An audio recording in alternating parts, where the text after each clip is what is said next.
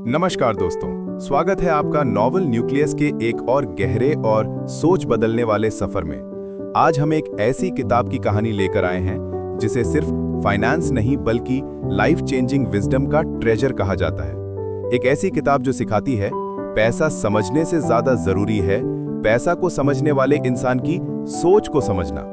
दोस्तों, यह है मॉर्गन हाउसल की legendary book the psychology of money, जहां हर पेज में एक ऐसी इनसाइट छुपी है जो हमारी डेली लाइफ, हमारे डिसीजंस और पैसे के साथ हमारे रिश्ते को हमेशा के लिए बदल देती है।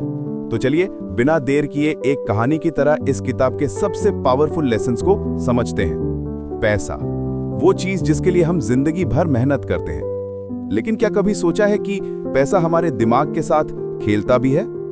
मॉर्गन हाउसल एक सीधे सिंपल ट्रूथ से शुरू करते हैं। फाइनेंशियल सक्सेस का पैसा से कम और बिहेवियर से ज्यादा लेना देना होता है।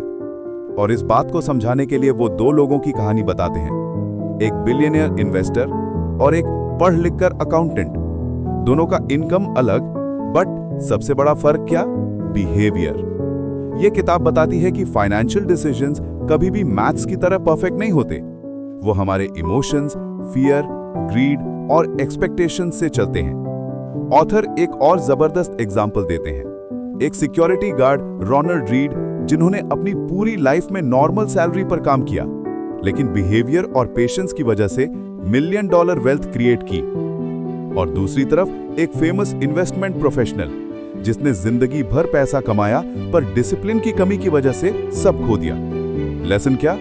रिच बनना एक स्किल है, रिच रहना एक बिहेवियर। इस किताब का सबसे पावरफुल आइडिया है पावर ऑफ कंपाउंडिंग। छोटी शुरुआत, लंबे समय तक शांत मन से पैसा आपके लिए काम करेगा। मॉर्गन हाउसल फोकस करते हैं इनफ पर। जब तक आदमी को यह नहीं पता होता कि उसके लिए इनफ क्या है, तब तक वो पैसा कमाने के चक्कर में जिंदगी खो देता है। इसका मतलब क्या?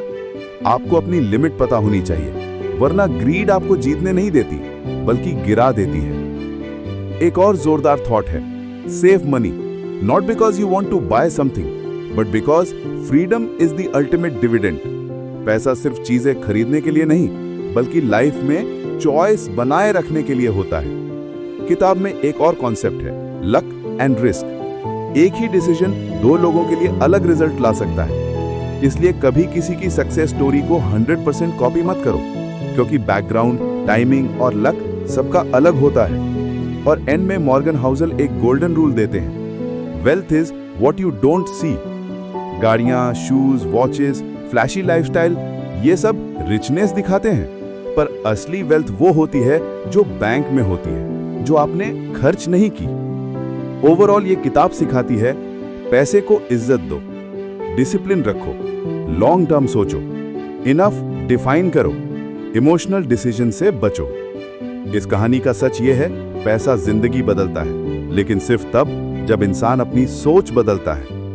दोस्तों, द साइकोलॉजी ऑफ मनी एक फाइनेंशियल बुक नहीं है, ये एक दर्पण है जो हमें अपने बिहेवियर, अपनी चॉइसेस और अपनी प्रायोरिटीज दिखाता है।